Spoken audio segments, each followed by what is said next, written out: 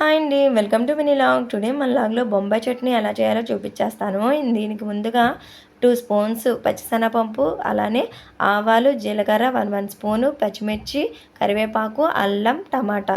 ఈ ఇంగ్రీడియెంట్స్ ఉంటే సరిపోతుందండి. ఇన్‌స్టంట్ చట్నీ చాలా అంటే చాలా ఈజీగా అయిపోతుంది.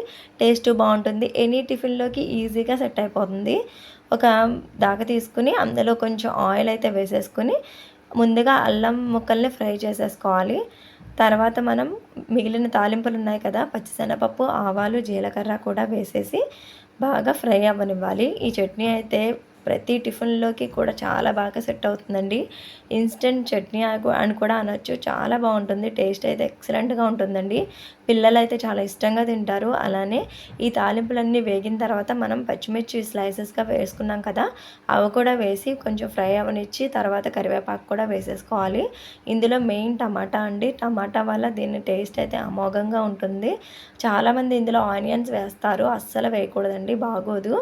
ఆనియన్స్ వేయకూడదు. ఓన్లీ ఈ ఇంగ్రీడియెంట్స్ ఉంటే సరిపోతుంది. ఇవన్నీ కూడా కొంచెం ఫ్లేము చిన్న మంట పెట్టేసి అలా మూత పెట్టి మనం కాసేపు మగ్గించేస్తే మగ్గుతుంది. తర్వాత మనం ఒక చిన్న నిమ్మపండు సైజు చింతపండు తీసుకొని అందులో 2 స్పూన్స్ అయితే సరిపోతుందండి. ఇలా క్వాంటిటీని బట్టి మనకి ఎంత చట్నీ కావాలో అంత క్వాంటిటీని బట్టి నేను ఇప్పుడు ఒక 4 మెంబర్స్‌కి వచ్చే అంత చట్నీ అయితే చేసేస్తున్నానండి. 2 స్పూన్స్ అయితే నాకు 4 మెంబర్స్‌కి వస్తుంది. ఇలా తాలింపులన్నీ ఫ్రై అయిన తర్వాత కొంచెం పసుపు, ఉప్పు కూడా యాడ్ చేసేసి మనం ఉప్మాకి ఎసరు వేసుకుంటాం కదండీ! అలా ఒక 2 గ్లాసులు వాటర్ అయితే వేసేసాను. వేసేసిన తర్వాత మనం ఉప్మా ఎసరు మరిగేంత వరకు ఎలా మరుగుతుందో అలా మరగాలి ఇలాగా. సో, ఇలా మరిగిన తర్వాత మనం చింతపండు, శనగపిండి కలిపి కొంచెం లిక్విడ్ లాగా పులుపు మొత్తం అంతా చేసుకుంటాం కదా! ఆ లిక్విడ్‌ని ఇందులో ట్రాన్స్‌ఫర్ చేయాలి. మనం గరిటెతో తిప్పుతూ వేసుకోవాలండి, ఉండలు కట్టకుండా. మొత్తం అంతా ఇలా కలుపుతూ చూడాలి. లేకపోతే ఉండలు కట్టేస్తదనమాట.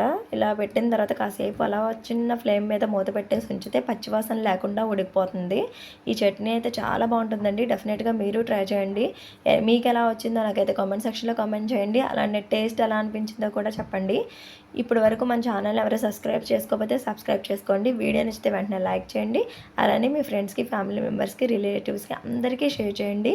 ఇలానే మీరు నన్ను సపోర్ట్ చేస్తారని మనస్ఫూర్తిగా కోరుకుంటున్నాను. చట్నీ అయితే ఎక్సలెంట్‌గా ఉందండి. మా పిల్లలకైతే చాలా ఇష్టం. నెక్స్ట్ మరొక రెసిపీతో మళ్ళీ కలుస్తాను. Bye bye.